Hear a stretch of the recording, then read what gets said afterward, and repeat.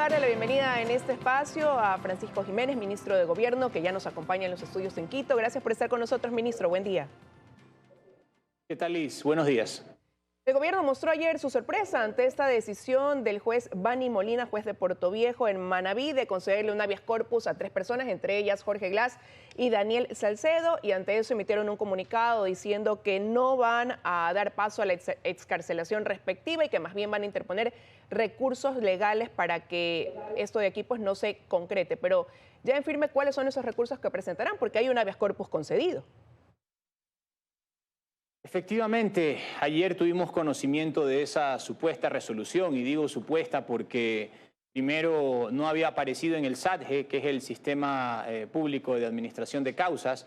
Recién apareció ayer en el transcurso de la tarde, que la pudimos conocer, y aparentemente la resolución decía viernes 5 de agosto, por lo tanto no se entiende como un proceso que aparentemente había sido dictado o emitido el 5 de agosto, recién aparece en el día lunes en el sistema de monitoreo de causas. Aparte de eso, tampoco, de lo que estuvimos averiguando, tampoco se convocó ni se le permitió intervenir ni a la SNAI, ni al Ministerio de Salud Pública, ni a la Procuraduría General del Estado. Es decir, prácticamente estábamos hablando de un estado en indefensión. A esto se suma que en el caso, por ejemplo, del ciudadano Jorge Glass, ya existe un habeas corpus que está en camino y donde se ha radicado inicialmente la competencia.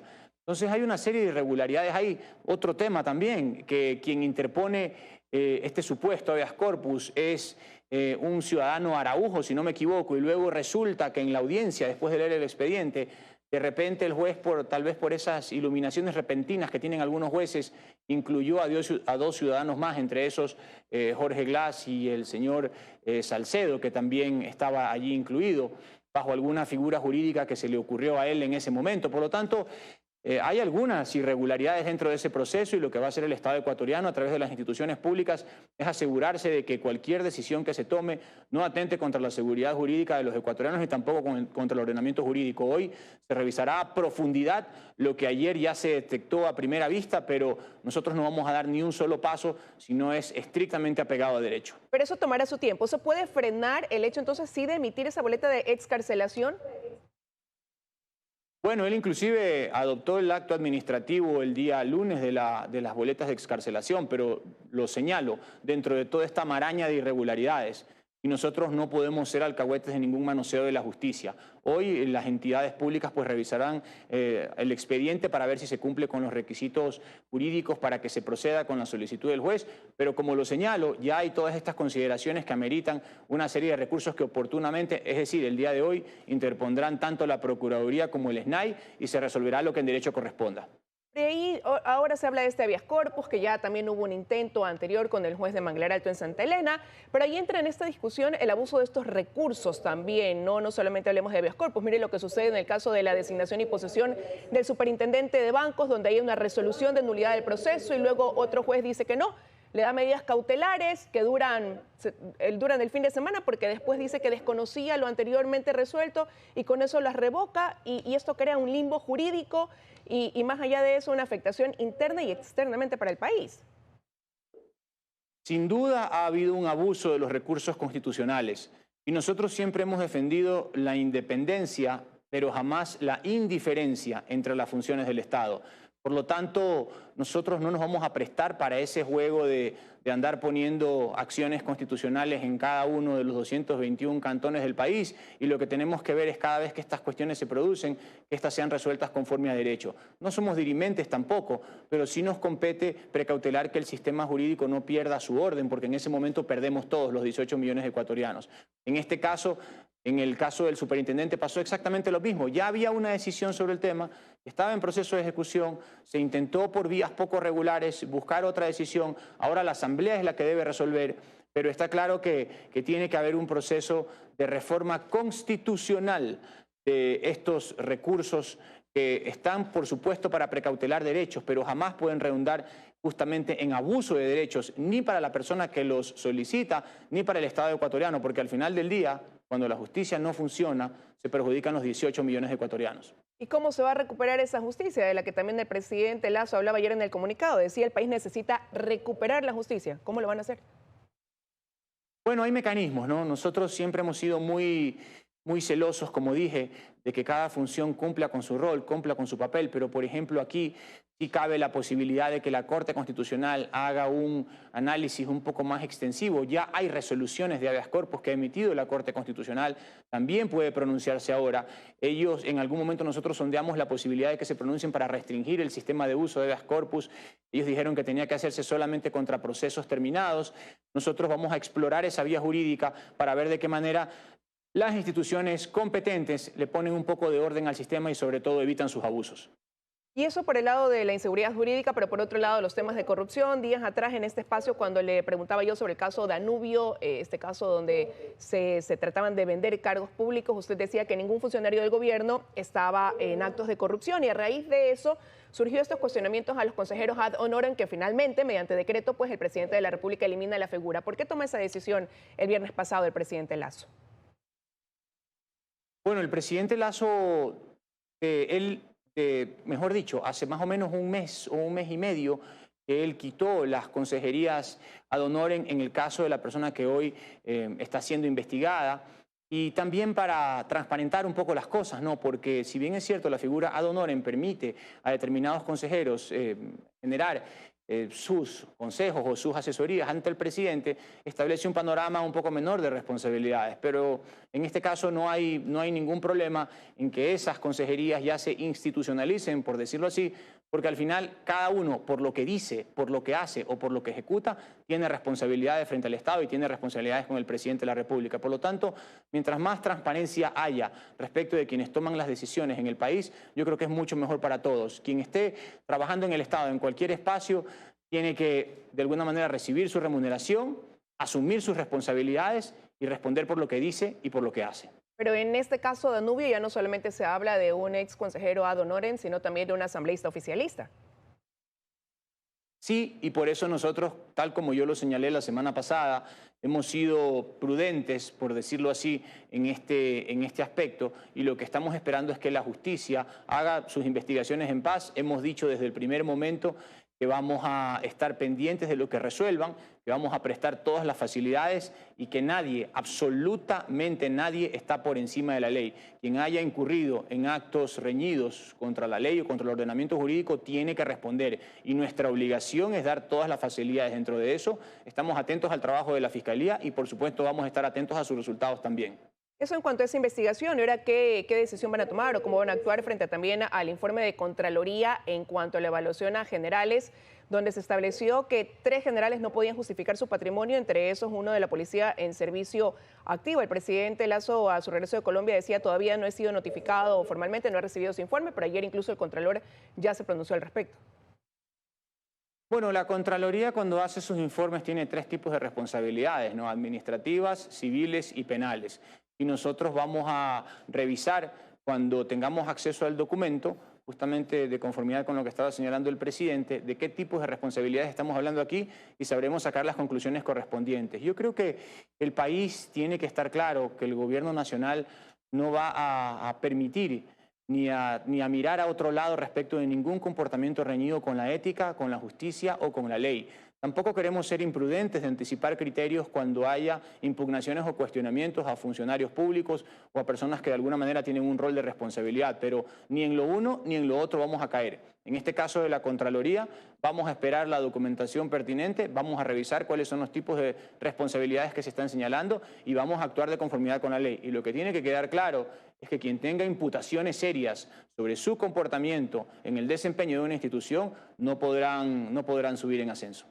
Ministro, ya que hablamos de temas de policía, no dieron paso más que a una de las 21 objeciones propuestas por el Ejecutivo en el tema del veto de la ley de uso legítimo de la fuerza. Nuevamente la Asamblea les pone una barrera ahora para dar paso a la conformación de esta comisión desde una de las bancadas condicionamientos como no vender el Banco del Pacífico, por ejemplo. ¿En qué va a quedar esa comisión? ¿Se van a poder tender los puentes con el Legislativo finalmente? Bueno, no nos olvidemos que quien propuso la ley de uso legítimo de la fuerza fue el gobierno. Y se podría decir que el texto plasmado recoge en un 85% aproximadamente la propuesta del gobierno.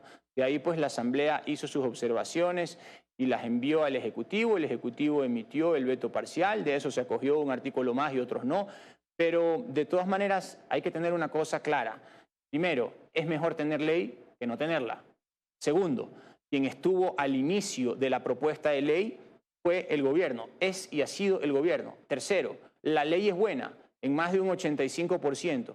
Y en lo que tiene que ver con los artículos que la Asamblea se mantuvo en su criterio, también tenemos otras herramientas jurídicas como es la aclaratoria a través, por ejemplo, del criterio del Procurador del Estado y, por supuesto, a través de vía reglamentaria. Nosotros estamos clarísimos de cómo funciona el ordenamiento jurídico, particularmente de lo que establece el artículo 425 de la Constitución, donde hay una jerarquía normativa muy clara, porque pues un reglamento no puede reformar una ley, pero sí puede aclararla en lugares donde haya algún tipo de confusión o emitir criterios, por ejemplo, en lo que tiene que ver con el uso de animales en el contexto de manifestaciones, que permitan pues tener criterios que, como tal lo señaló la Asamblea, salvaguarden el bienestar justamente de estos animales. Así que yo creo que la ley en general es bastante buena. Hay algunas cosas que se pueden aclarar, se lo hará por vía reglamentaria y por la vía del criterio del procurador en casos donde haya ambigüedad o subjetividad.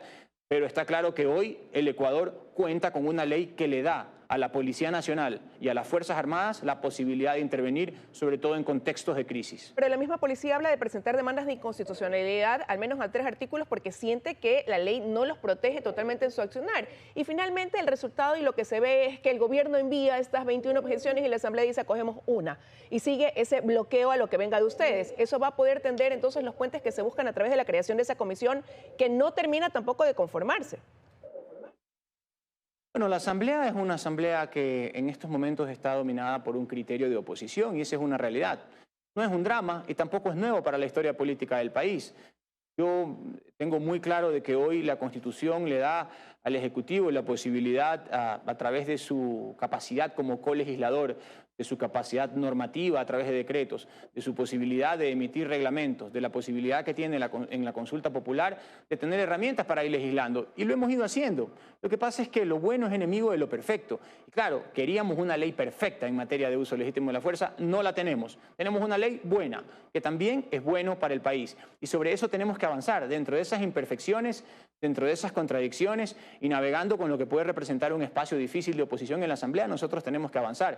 Pero lo que está claro es que nosotros estamos aquí para representar a 18 millones de ecuatorianos. Lo que está claro también es que tenemos herramientas legislativas a nuestra orden dentro de la Constitución y vamos a ir haciéndolos dentro del marco del derecho, por supuesto, y del respeto también a lo que representa cada uno de los asambleístas electos en las 137 curules en las que ellos están dentro de la Asamblea. Ellos tienen sus funciones, nosotros también, y entendemos que dentro de esa coexistencia racional debemos avanzar y apuntalar las reformas que el país necesita. Avanza lentamente con la Asamblea y así también lo sienten ya en las mesas de diálogo los movimientos indígenas que han dicho solo hemos logrado hasta ahora un acuerdo, la expectativa en ver qué pasa con el control de precios. Remitieron ya ustedes una propuesta, va en dirección a satisfacer esa demanda en los 44 productos que ellos plantearon. No los 44, pero sí 24 si es que no me equivoco, a través del criterio de precios referenciales. Nosotros avanzamos muy bien la semana pasada con la mesa de control de precios, quedamos en enviar una propuesta hasta el día viernes a las 10 de la mañana, lo hicimos, me parece que son aproximadamente 12 o 14 propuestas que le enviamos a las organizaciones sociales. Hoy día tenemos la nueva reunión con la mesa de control de precios, se van a revisar esas propuestas y vamos a ver qué es lo que resulta de allí, pero yo diría que estamos avanzando con buen pie. Las mesas de diálogo son un ejercicio inédito en el país, podría decirse que tal vez hasta histórico, porque permite interactuar a los funcionarios del Estado con la base social que muchas veces ha sido afectada con políticas que no los tomaban en cuenta. Hoy este gobierno presidido por el presidente Guillermo Lasso los toma en cuenta, los escucha, presentamos propuestas. Tampoco es fácil, porque son muchos años de demandas represadas y tampoco pensamos que vamos a arreglar el país en un solo día, pero estamos trabajando en la vía correcta, estamos trabajando dentro de las mesas de diálogo, escuchando con respeto, y con mucha atención cuáles son las demandas de las diferentes organizaciones sociales y también adoptando soluciones. El día domingo también el Ministerio de Obras Públicas hizo enviar una metodología sobre la cual se va a trabajar en esta semana sobre la focalización de subsidios. Yo creo que aquí el pueblo ecuatoriano tiene que estar con mucha confianza de que las mesas de diálogo van avanzando bien, de que estamos construyendo un camino de confianza y de trabajo conjunto que sin duda va a rendir sus frutos y que debemos seguir perseverando en esa vía porque estoy seguro que eso es lo correcto. Quizás ahí el tema es el tiempo también, ministro. Les han pedido que aplasten el acelerador para poder cumplir todos los temas dentro de los 90 días. Ahora se habla de 5 días por tema y hay algunos que se anticipa pues pudieran durar mucho más que eso. Claro, imagínese usted el tema de focalización de subsidios sobre los cuales se ha hablado años de años y todavía no se logra llegar a una definición sobre cuáles son los criterios de elegibilidad y sobre los cuales debe aplicarse el tema de focalización. Pero estamos haciendo bastante.